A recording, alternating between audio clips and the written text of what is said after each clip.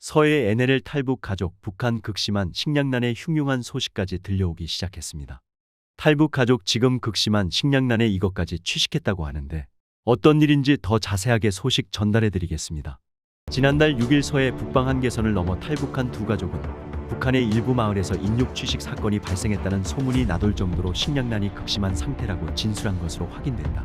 BBC 코리아가 최근 국회정보위원회 여당 간사인 유상범 국민의힘 의원실을 통해 입수한 자료에 따르면 이들은 지난해 북한의 코로나 봉쇄 조치에 이어 올해 초 쌀 가격이 폭등함에 따라 식량난이 가중됐다며 이같이 밝혔다. BBC 코리아가 확인한 이 자료에는 당시 이들이 서해 탈북에 사용한 어선 사진, 코로나 봉쇄 조치와 당국의 주민 감시 강화 등 북한 실상에 대해 진술한 내용이 담겨있다. BBC 코리아는 유상범 의원과 정보 관계자 등을 통해 이들의 진술에 신빙성이 있다는 점을 확인했다. 김씨 형제 가족이 타고 온 어선은 길이 10m의 규모 5톤급으로 비교적 작고 낡은 목선으로 확인됐다. 이 목선은 김씨 형제 중 동생이 직접 운항하던 어선으로 알려졌다. 김씨는 북한 황해도에서 선장으로 일해왔다고 진술했다. 김씨 형제는 가족들을 이 배 갑판 아래에 태운 뒤 황해도 강령에서 출발, 지난달 5일 NLL을 넘었다. 이들은 서해 연평도 인근에서 한국군을 보자마자 귀순 의사를 밝혔다. 강령군은 북한 황해남도 남서부 해안에 위치해 있다. 북한이 지배하고 있는 영토 중에서 최남단에 해당한다. 북한 주민이 가족 단위로 어선을 타고 NLL을 넘어 귀순한 것은 2017년 7월 이후 약 6년 만이자 윤석열 정부 출범 이후 첫 사례다. 이번에 어선을 타고 탈북한 북한 주민은 모두 9명이다.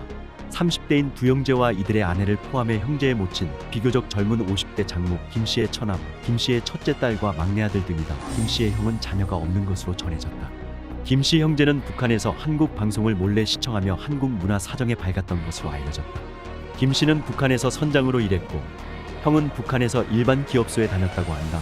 유상범 의원은 BBC 코리아에 김씨 형제는 노동당 당원이 아닌 일반적인 서민층이라고 말했다.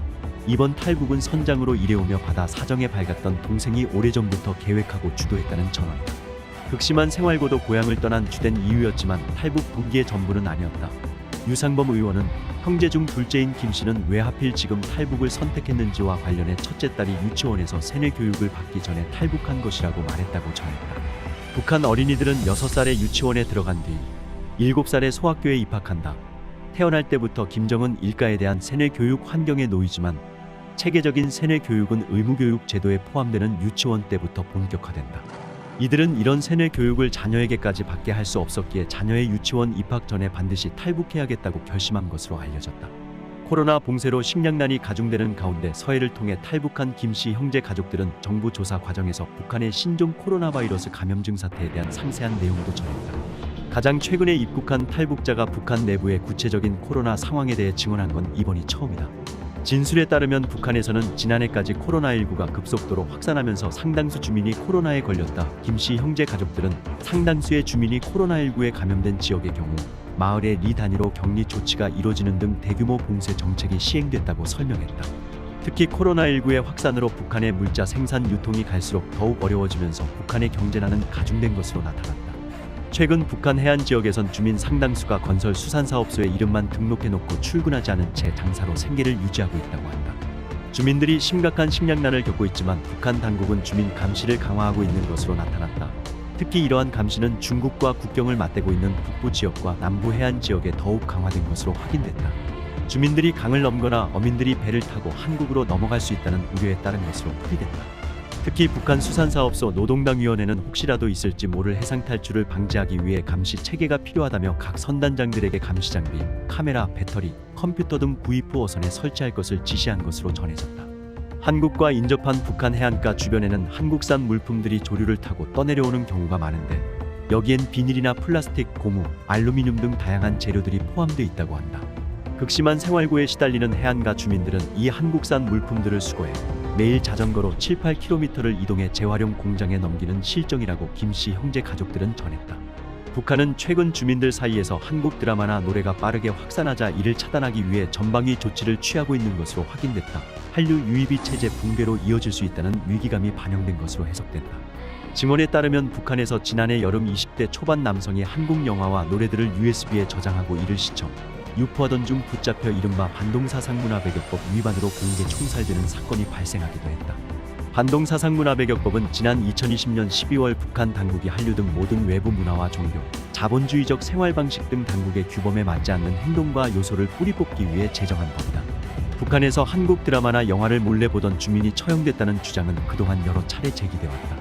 지난 3월 통일부가 공개한 2023 북한 인권보고서에 따르면 2020년 양강도에서는 한 남성이 사랑의 불시착 등 한국 드라마가 담긴 USB를 유포하다 붙잡혀 공개 총살됐고, 앞서 지난 2019년에는 지인들에게 한국 드라마 태양의 후예를 공유한 사람이 노동교화형 4년에 처했다. 최근 북한에서 인육 취식 소문이 돌고 있다는 증언과 관련, 이는 장기간 코로나 봉쇄 조치를 단행한 북한의 식량 사정이 매우 열악하다는 방증이라는 해석이 나온다. 남성욱 고려대 교수는 BBC 코리아에 지난 1995년 고난의 행군 당시 약 4년 동안 자연재해까지 겹치면서 100만 명에서 150만 명이 사망한 것으로 전해졌다며, 당시에도 사람이 굶주리고 배고프면 뭐든지 먹는다는 소문이 돌았는데 최근 그런 소문이 다시 나도는 것은 그만큼 북한의 식량 사정이 매우 심각하다는 걸 의미한다고 분석했다.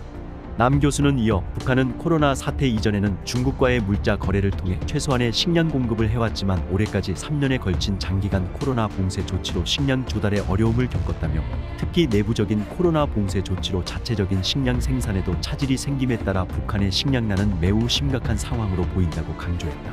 김씨 형제 가족들은 정부 조사 과정에서 올해 초 북한의 달러 환율이 급등하면서 식량난이 극심해졌다고도 말했다. 북한 주민들의 달러 사용은 공식적으로는 금지돼 있다. 하지만 북한 장마당에서는 북한 화폐보다 달러가 더 활발히 유통되고 있는 것으로 전해진다.